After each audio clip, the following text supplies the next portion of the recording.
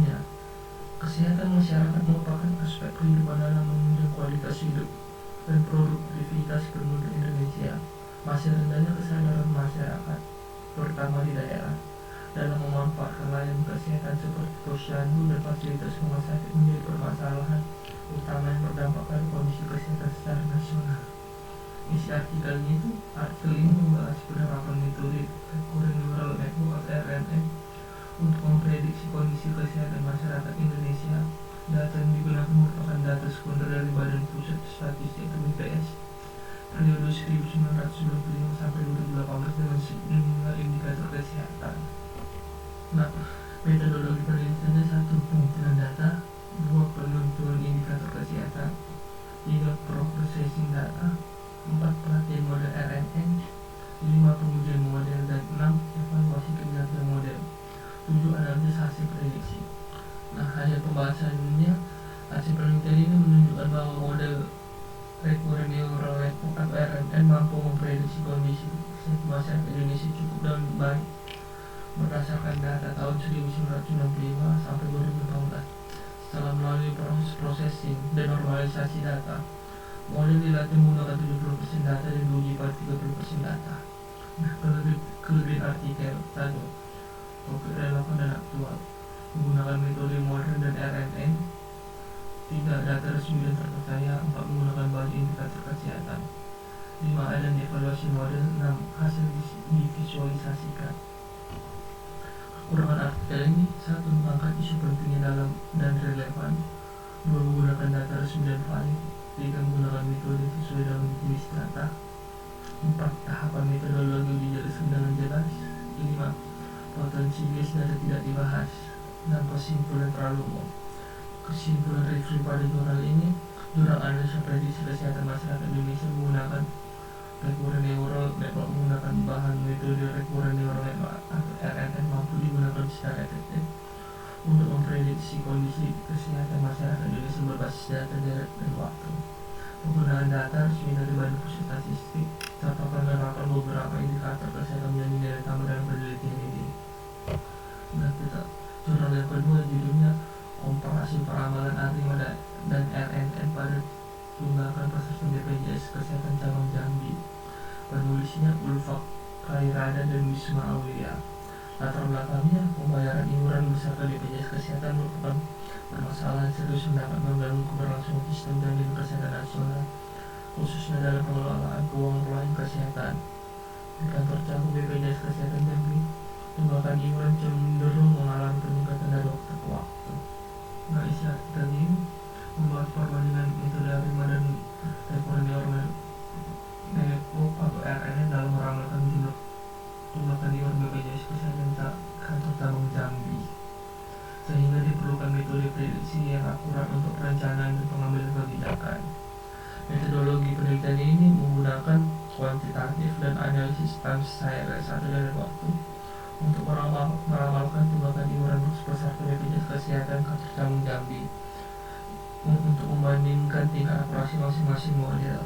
Nah, hasil pembahasannya menunjukkan bahwa model Recurrent Neural Network RNN mampu memprediksi kondisi kesehatan masyarakat Indonesia yang cukup baik berdasarkan data tahun 1990-2018. Melalui proses processing dan normalisasi data, model dilatih menggunakan 70% data dan diuji pada 30% data. Nah, kelebihan artikel ini: 1. Topik penelitian relevan dan bermanfaat. 2. Data penelitian bersama Badan Pusat Statistik atau BPS. 3. Metode Recurrent Neural Network RNN. 4. Menggunakan banyak indikator kesehatan. 5. Hasil penelitian ditampilkan dalam bentuk grafik. Nah, kekurangan di dalam artikel ini: 1. Detail arsitektur RNN tidak dijelaskan lengkap, tidak membandingkan dengan metode lain. 3. Hasil evaluasi kurang ditampilkan secara numerik. 4. Pembahasan hasil masih deskriptif. 5. Tidak ada validasi silang atau cross validation. 6. Kurang membahas keterbatasan penelitian, bahasa dan penulisan kurang rapi di beberapa bagian. Kesimpulan reviewnya, penelitian ini berhasil menunjukkan bahwa baik metode ARIMA maupun Recurrent Neural Network atau RNN dapat digunakan meramalkan tunggakan peserta BPJS Kesehatan cabang Jambi. Namun, RNN umumnya memberikan hasil yang lebih akurat dibandingkan ARIMA, terutama dalam menangani pola data yang tidak linear, Hal ini dengan melalui evaluasi kinerja model menggunakan MSE, RMSE, dan FAPE, di mana RNN menghasilkan nilai error yang lebih kecil. Nah, ketiga, analisis prediksi data COVID-19 di Provinsi Lampung menggunakan Recurrent Neural Network atau RNN. Penulisnya Ahdan Aziz Gozi, Ayub Aprianti, Ahmad Zaki, Putra Dimas, dan Rifki Fauzi. Latar belakangnya, kasus COVID-19 di Provinsi Lampung telah mengalami peningkatan sejak pertama diumumkan di Indonesia pada Maret 2020. Tingginya laju penularan menyebabkan pemerintah membutuhkan suatu sistem prediksi yang dapat membantu dalam perencanaan kebijakan penanganan di pandemi. Nah, isi artikelnya itu membahas penerapan metode RNN untuk memprediksi jumlah kasus COVID-19 di Provinsi Lampung. Tujuan penelitiannya ini adalah menghasilkan model prediksi yang akurat untuk membantu pemerintah daerah dalam merencanakan kebijakan penanganan pandemi. Nah, metodologi penelitian satu, jenis desmo data, dua, tahapan penelitian, tiga, teknik analis data. Hasil pembahasannya, hasil penelitian menunjukkan bahwa model RNN atau memprediksi jumlah kasus COVID-19 di Provinsi Lampung dengan tingkat akurasi yang tinggi. Kelebihan artikel ini, satu, topik relevan dan aktual, dan dua, menggunakan metode moderasi deep learning, tiga, data resmi dan terpercaya, empat, evaluasi kinerja model jelas, lima, hasil divisualisasikan, enam, memberi manfaat praktis, 7, struktur artikel sistematis, 8, mendukung pengembangan penelitian lanjutan. Kekurangan artikel ini, satu, arsitektur RNN kurang dijelasin detail, 2, tidak ada metode pembanding, 3, data relatif terbatas, 4, tidak ada validasi silang cross validation, aspek kebijakan kurang dibahas dalam-dalam, sensitivitas parameter tidak dianalisis, 7, tidak membahas kemungkinan overfitting secara mendalam. Kesimpulan review ini, artikel ini menunjukkan bahwa metode RNN mampu memprediksi perkembangan kasus COVID-19 di Provinsi Lampung dengan tingkat akurasi yang baik. Model RNN terbukti efektif dan memproses data dalam waktu yang memiliki pola fluktuatif dan tidak linear. Hasil evaluasi menunjukkan nilai kesalahan yang rendah sehingga prediksi cukup mendekati data aktual. Dan yang keempat, prediksi polusi udara Kota Jakarta menggunakan Recurrent Neural Network atau Gate Recurrent Units. Penulisnya Ahdan Aziz Gozi, Ayub Aprianti, Ahmad Zaki, Putra Dimas, Rifki Fauzi. Latar belakangnya, udara bersih merupakan kebutuhan dasar manusia yang sangat berpengaruh terhadap kesehatan khususnya pada sistem pernapasan.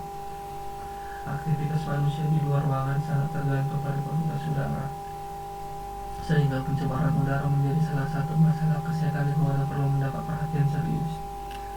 Isi artikel ini membahas pembuatan sistem prediksi polusi udara di Kota Jakarta dengan menggunakan metode machine learning berbasis Recurrent Neural Network jenis Recurrent Unit atau GRU.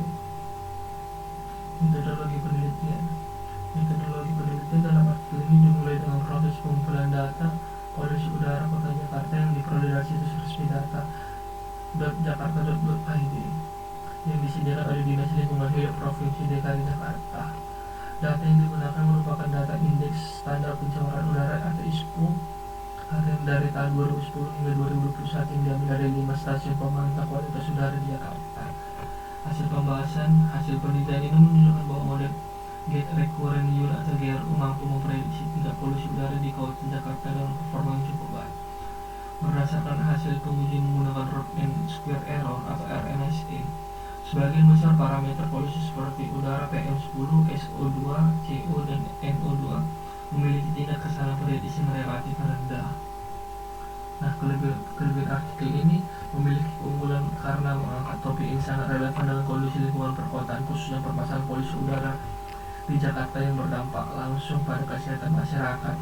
Pengguna data resmi dari Dinas Lingkungan Hidup Provinsi DKI Jakarta melalui situs data.jakarta.id menambah tingkat kepercayaan terhadap hasil penelitian karena sumber data jelas dan dapat dipertanggungjawabkan.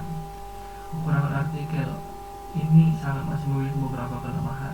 Salah satunya adalah tidak adanya perbandingan metode lain seperti ARIMA, LSTM, atau metode statistik konvensional, sehingga sulit mengetahui apakah metode GRU merupakan pilihan terbaik dibandingkan pendekatan lainnya. Kesimpulan reviewnya menunjukkan bahwa metode get recurrent unit atau GRU dapat digunakan secara efektif untuk memprediksi tingkat polusi udara di kota Jakarta dengan hasil yang cukup baik. Penelitian ini berhasil membangun model prediksi berbasis data historis dan mengimplementasikan dalam aplikasi Android sehingga hasilnya tidak hanya bersifat teoritis tetapi juga aplikatif. Nah, yang kelima, analisis sentimen pada ulasan aplikasi Jakarta Notebook di Google Play menggunakan metode Recurrent Neural Net atau RNN. Penulisnya Ariski Sistita Berliana, Meti Mustika Sari. Latar belakang, perkembangan pesat aplikasi digital dan meningkatnya penggunaan smartphone menyebabkan jumlah aplikasi yang tersedia di toko aplikasi semakin banyak, sehingga konsumen mengalami kesulitan dalam memilih aplikasi terbaik. Fenomena ini diperkuat untuk meningkatkan jumlah pengguna internet di Asia Tenggara, termasuk Indonesia pada tahun 2021. Tercatat mencapai puluhan juta pengguna baru, dengan mayoritas telah melakukan transaksi belanja secara daring. Isi artikel ini penerapan analisis sentimen untuk mengetahui opini pengguna terhadap aplikasi Jakarta Notebook yang tersedia di Google Play Store. Penelitian dilakukan karena tingginya jumlah ulasan pengguna yang membuat pengelola secara manual menjadi sulit. Sementara ulasan tersebut sangat penting untuk mengevaluasi kualitas aplikasi. Metodologi penelitian ini menggunakan pendekatan analisis sentimen dengan metode RNN atau berarsitektur long short time memory untuk mengklasifikasikan ulasan pengguna aplikasi Jakarta Notebook menjadi sentimen positif dan negatif. Hasil penelitian ini menunjukkan bahwa model recurrent neural network dengan arsitektur long short time memory mampu mengklasifikasikan ulasan pengguna aplikasi Jakarta Notebook dengan tingkat akurasi yang baik. Dari total 1544 data ulasan yang digunakan, sebagian besar didominasi oleh sentimen positif, sementara sisanya merupakan sentimen negatif. Kelebihan artikel ini adalah alur penelitian disajikan dalam sistematis, mulai dari proses pengumpulan data, pembersihan data, dan pelabelan sentimen hingga evaluasi model. Artikel juga menyajikan hasil dalam bentuk visualisasi seperti grafik dan word cloud, dan menggunakan pembaca dalam memahami dominasi sentimen kata-kata yang sering muncul. Kekurangan artikel ini adalah proses pelabelan sentimen yang hanya berbasis rating bintang, sehingga kemungkinan terdapat bias karena isi teks ulasan tidak selalu sesuai dengan nilai rating. Penelitian ini juga tidak membahas secara mendalam masalah ketidakseimbangan data antar sentimen positif dan negatif yang dapat mempengaruhi hasil klasifikasi. Kesimpulan reviewnya, secara keseluruhan artikel ini menunjukkan bahwa metode recurrent neural network dengan arsitektur long short term memory efektif digunakan untuk menganalisis sentimen ulasan pengguna aplikasi Jakarta Notebook di Google Play. Penelitian ini memberikan gambaran jelas mengenai persepsi pengguna yang didominasi oleh sentimen positif dan membuktikan bahwa pendekatan deep learning mampu mengolah data teks dalam jumlah besar secara otomatis. Sekian dan terima kasih, itulah hasil review jurnal saya.